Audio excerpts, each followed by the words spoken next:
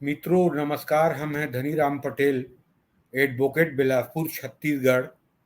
और आज चर्चा करेंगे कि रूस और यूक्रेन के बीच सीज फायर युद्ध विराम क्या भारत के पहल से और अमेरिका में राष्ट्रपति डोनाल्ड ट्रंप बनने के बाद होगा। ये क्वेश्चन मार्क है, लेकिन जो परिस्थितियां हैं उससे तो लगता है कि ट्रंप के राष्ट्रपति बनने से यूक्रेन और रूस के बीच युद्ध विराम हो सकता है। चर्चा शुरू करने के पहले मैं एक आग्रह करूंगा जो हमेशा आपसे करता हूं। मेरे चैनल को सब्सक्राइब करें, लाइक करें, शेयर करें और बेल आइकन को प्रेस करें। तो मित्रों, अमेरिका में जो नवंबर में राष्ट्रपति चुनाव है उसके बाद क्या डोनाल्ड ट्रंप के राष्ट्रपति बनने के बाद रसिया और यूक्रेन के बीच युद्ध विराम हो सकता है? ये एक प्रश्नवाचक है, लेकिन इसके बारे में चर्चा शुरू करने के पहले जो रूस यूक्रेन के युद्ध है और युद्ध का जो कारण है उसके बारे में, और रूस और चीन के बारे में जो अमेरिका का दृष्टिकोण है उसके बारे में चर्चा करेंगे। जैसे मैं कई बार और कई एपिसोड में मैं चर्चा किया हूं कि रूस ने यूक्रेन के क्रीमिया को 2014 में कब्जा किया और उसको एक अपना स्टेट डिक्लेयर किया। अभी 2.25 साल पहले जब युद्ध शुरू हुआ उसके बाद यूक्रेन के पूर्वी भाग के 3 राज्यों को कब्जा करके अपना स्टेट डिक्लेयर कर दिया है, अपना टेरिटरी डिक्लेयर कर दिया है। तो रूस और यूक्रेन के युद्ध में अमेरिका का जो दृष्टिकोण है और खासकर डेमोक्रेटिक पार्टी और डोनाल्ड ट्रंप का जो दृष्टिकोण था, चीन के काउंटर करने के लिए, चीन की जो डेट ट्रैप की नीति है, चीन की जो साम्राज्यवादी नीति है, जो चाइना सी में आर्टिफिशियल द्वीप बना के और फिलीपींस, मलेशिया, इंडोनेशिया के द्वीपों को जो कब्जा कर रहा है चीन, और 90 के दशक में जब पूंजीवादी व्यवस्था की जब चीन में शुरुआत होती है लिबरलाइजेशन की और औद्योगिकरण जब शुरू होती है, तो सभी पश्चिमी राष्ट्रों ने, अमेरिका ने सोवियत संघ को काउंटर करने के लिए, उसके बाद रूस को काउंटर करने के लिए चीन को सहयोग किया और वहां इन्वेस्टमेंट शुरू किया। और जितनी मल्टीनेशनल कंपनी है, दुनिया की बहुराष्ट्रीय कंपनी है, सब वहां निवेश किया। लेकिन जब आर्थिक रूप से चीन मजबूत हो गई, उसके बाद अपनी डेट ट्रैप पॉलिसी और एंटी डंपिंग गेट समझौता है उसका वायलेशन और साम्राज्यवादी नीति शुरू हुआ, तो पश्चिमी राष्ट्रों ने और खासकर अमेरिका ये समझ गया कि चीन के शक्तिशाली होना, एक सुपर पावर बनना दुनिया के लिए खतरा है, और इसको वो मानने लगे। और वो आज चाहते हैं कि चीन के जगह लोकतंत्री भारत आगे बढ़े, आर्थिक रूप से संपन्न हो, जो दुनिया के हित में है, और चीन को कैसे काउंटर किया जाए। यहाँ पे एक नीति आती है जो खासकर डोनाल्ड ट्रंप की नीति थी कि चीन को तो हम काउंटर करेंगे, लेकिन साथ में रूस को भी काउंटर करेंगे।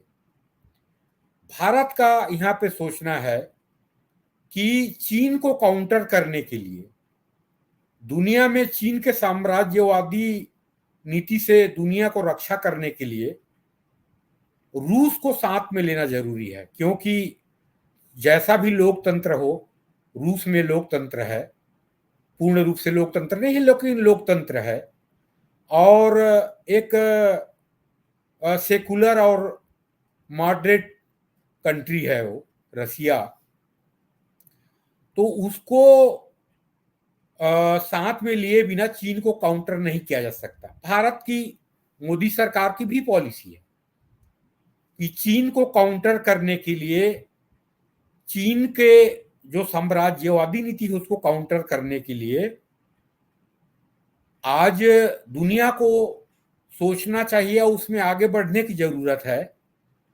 लेकिन यहाँ पे भारत का सोच है कि चीन को काउंटर करने के लिए हमको रूस को साथ लेना पड़ेगा। यहाँ पे अमेरिका की नीति है कि रूस को साथ नहीं लेना है, हम ऐसे ही काउंटर करेंगे चाइना को और रसिया को भी। लेकिन रिपब्लिकन पार्टी के उम्मीदवार डोनाल्ड ट्रंप जो हैं, उनकी पॉलिसी इसके बरक्स भारत के अनुसार है। वो चाहते हैं कि चीन को काउंटर करने के लिए रूस को साथ लेना पड़ेगा, और अमेरिका जो उलझा हुआ है रूस और यूक्रेन युद्ध में, उसमें हमें हाथ खींच के दोनों रूस और यूक्रेन को समझौता के टेबल पे लाना चाहिए। लेकिन अमेरिका राष्ट्रपति चुनाव में अभी अचानक जो परिस्थितियां परिवर्तन हुई, डोनाल्ड ट्रंप के ऊपर प्राणघातक हमला हुआ और बार बार वो बचे, किस्मत से बच गए, गॉड ब्लेस से वो बच गए, और उसके बाद डोनाल्ड ट्रंप की उम्मीदवारी वापस ले लेना, चुनाव से बाहर हो जाना, और कमला हैरिस के डेमोक्रेटिक पार्टी के उम्मीदवार होने की पूर्ण संभावना होना, इन परिस्थितियों में जो डोनाल्ड ट्रंप और जो बाइडेन के बीच जो फर्स्ट डिबेट हुआ था, उसके बाद 67% लोग, अमेरिकन लोग सर्वे में ट्रंप के साथ थे और 33% मात्र उसके साथ थे, जो बाइडेन के साथ थे। लेकिन अचानक परिस्थितियां चेंज हो गई और डोनाल्ड ट्रंप ने उम्मीदवारी वापस ले लिया। तो आज की स्थिति में अमेरिका की जो चुनाव है और कमला हैरिस डेमोक्रेटिक पार्टी के ऑफिशियली कैंडिडेट डिक्लेयर हो जाती हैं, तो चुनाव संघर्षपूर्ण है। अंततोगत्वा पूरी संभावना है ट्रंप ही जीतेंगे, लेकिन चुनाव संघर्षपूर्ण हो गया। जो आसान जीत होता ट्रंप साहब के, वो मुश्किल हो गई, मुश्किल नहीं, संघर्षपूर्ण हो गई है। जीतेंगे तो ट्रंप ही। लेकिन ट्रंप के जीतने के बाद ट्रंप ने स्पष्ट घोषणा किया है कि हमको रूस और यूक्रेन के युद्ध से बाहर आना है और उसमें उलझना नहीं है। लेकिन दुनिया के लिए एक चीज और जरूरी है, रूस के जो हर धर्मिता है, जो 4 प्रांत को कब्जा करके अपने स्टेट डिक्लेयर कर दिया है, रूस भी अगर डायलॉग के टेबल पे बैठेगा तो उसको कुछ पीछे हटना पड़ेगा जो दुनिया के लिए स्वीकार्य हो, यूक्रेन के लिए भी स्वीकार्य हो, कि क्रीमिया उसके लिए जरूरी है। तो क्रीमिया रूसी पॉपुलेशन भी है, वहाँ के रूसी मूल के लोग भी हैं, तो समझौता में यूक्रेन भी दे सकता है क्रीमिया को। लेकिन 3 स्टेट को जो कब्जा कर लिया है रूस ने, उसको वापस करना पड़ेगा।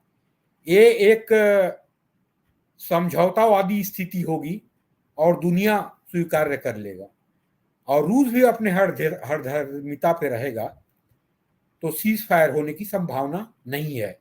लेकिन ट्रंप जब समर्थन वापस ले लेंगे यूक्रेन से, तो मजबूरन समझौता के टेबल में यूक्रेन को आना पड़ेगा और सीज फायर के लिए तैयार होना पड़ेगा। तो एक दोनों देशों के बीच युद्ध विराम, रूस और यूक्रेन के बीच डोनाल्ड ट्रंप अगर राष्ट्रपति बन जाते हैं नवंबर के चुनाव में, तो पूरी संभावना है कि दोनों राष्ट्रों के बीच युद्ध विराम हो जाए। भारत भी ये चाहता है, अनऑफिशियली मोदी सरकार भी यही चाहता है कि दुनिया में चीन को काउंटर करना है, पश्चिमी राष्ट्रों को, अमेरिका को, भारत को, तो हमको रसिया को साथ लेके चलना पड़ेगा और एक डेमोक्रेटिक नेशन के रूप में रूस को स्वीकार करना पड़ेगा, तब हम चीन को काउंटर कर पाएंगे। आज देखेंगे पिछले 5 साल में चीन की निर्भरता रूस में पूर्ण रूप से बढ़ गया है। आज चीन और रूस के बीच ट्रेड जो है लगभग $300 बिलियन की है। रूस और भारत के बीच ट्रेड मात्र $60 बिलियन की अभी हुई है, जो 4 साल पहले मात्र $9 बिलियन की थी, आज $60 बिलियन की हुई है।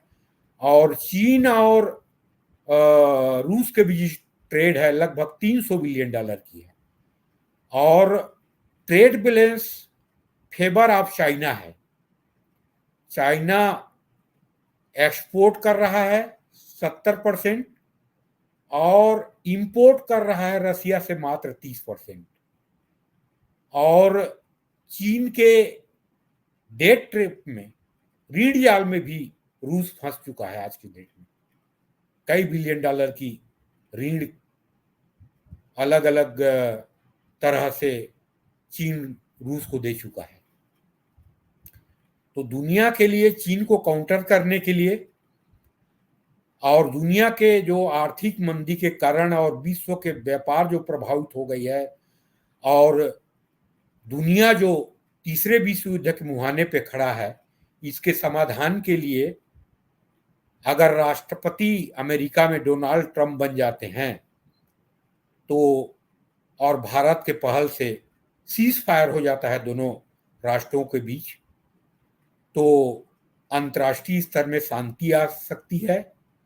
और चीन के जो साम्राज्यवादी नीति है, डेट ट्रैप की नीति है, जिसमें डेट ट्रैप में दुनिया के करीब 30 राष्ट्रों को फंसा चुका है और उनके पोर्ट और एयरपोर्ट और जमीन गिरवी रख लिया है और रूस को भी अपने डेट ट्रैप में फंसाता जा रहा है और अपने विस्तारवादी नीति के तहत दुनिया में साम्राज्यवादी, चीनी साम्राज्यवादी फैला रहा है।